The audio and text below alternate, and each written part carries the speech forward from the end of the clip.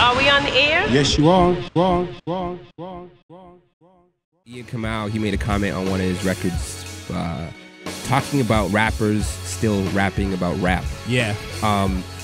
Is hip-hop's continued emphasis on this, what I like to call like a theoretical or demonstrative rap, like just rapping about rap and rap etiquette? Yeah. Is this this kind of hurdle? Yeah. Do you feel like this is something that is a stumbling block in terms of even mainstream hip-hop's progression as a culture?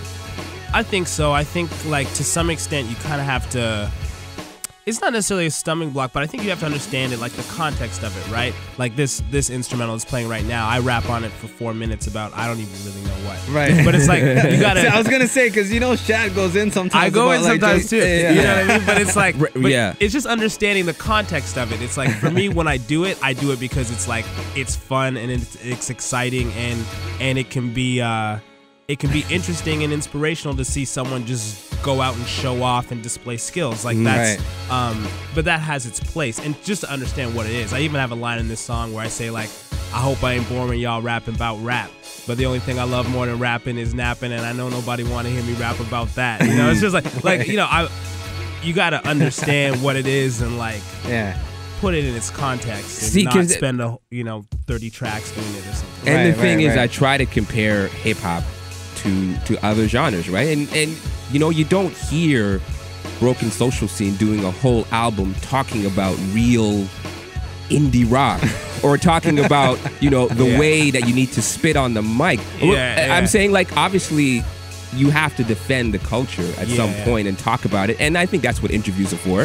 You know, when you're talking about it, you know, if you listen to like a Rolling Stones interview, they might talk about how the music has changed and what needs to kind of be brought back, but they don't do songs forever talking about rock as like, you know what I mean? They don't talk about rock, they talk about life, you know what I mean? And that's the point I guess I was trying to make. But it's true what you said. It comes back to the culture and how the music started, you know what I mean? Yeah, true. And just it being in context, you might have that one, if you're a rock band, you might have that one stadium anthem that's like rock and roll, you know, like something like that, right?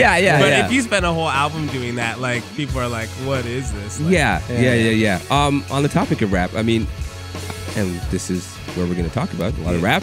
I've sort of noticed that you're not one to necessarily hop on, you know, the hot beat of the moment and kind of flood the market with your version of Kanye's latest song. And, you know, it seems like that's a trend that artists use to push themselves. And again, like, I've never really seen you do that. Maybe you have, maybe you haven't. But I just want to kind of speak on that and ask that question. Like, is there a reason why you're not that guy? Well, for me, it's like, for one thing, I've always liked about this era in music is that you can go about your career the way that makes sense to you. Right? Like, if that it doesn't come naturally to you intuitively, you don't hear a beat you like and think, I gotta hop on that. You don't have to do that, and you can still be successful. So that's one thing. And secondly, like, for me, like I sort of alluded to, like with beats or artists, like, when I hear something I like, I'm not like, I want to collaborate with that person or I want to hop on that beat. I'm kind of like, I'm just a fan of that, you know? If you put me in a room with 90% of the artists I like, I couldn't make a song with them. I'd be like, yeah, put some down. Yeah, I like that.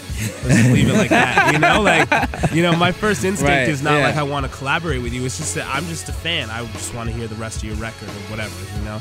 So that's just always been that for me. Do you consider yourself a competitive artist when you're surrounded by other MCs? Is there like some sort of like some sort of competitive friction? You know, when you're surrounded, you know, basketball is the same thing, right? You know, if there's definitely, a hoop there and 5 basketball players, someone's gonna do something and they're gonna have to, you know. Yeah, I think so, but I think it's more in a kind of excited way of like, yo, like, that's that dude. He can, you know, he can do that, and, you know, that dude can do that, and it gets you excited to do your thing too, and like try and find your place in that. Like, maybe I can't beat that guy at that, but maybe I can do this. Maybe I can't post him up, but maybe I can take him on the perimeter or something. You know? OTA Talk, we are hanging out with Shad. The album TSOL is in stores right now. And speaking of which, we'll hop into what I'm kind of feeling in terms of the album. And I think even Boogie, when he played like joints off of the album, this was like one of his faves. It's the one that Classified, I believe, produced. Okay, Good name.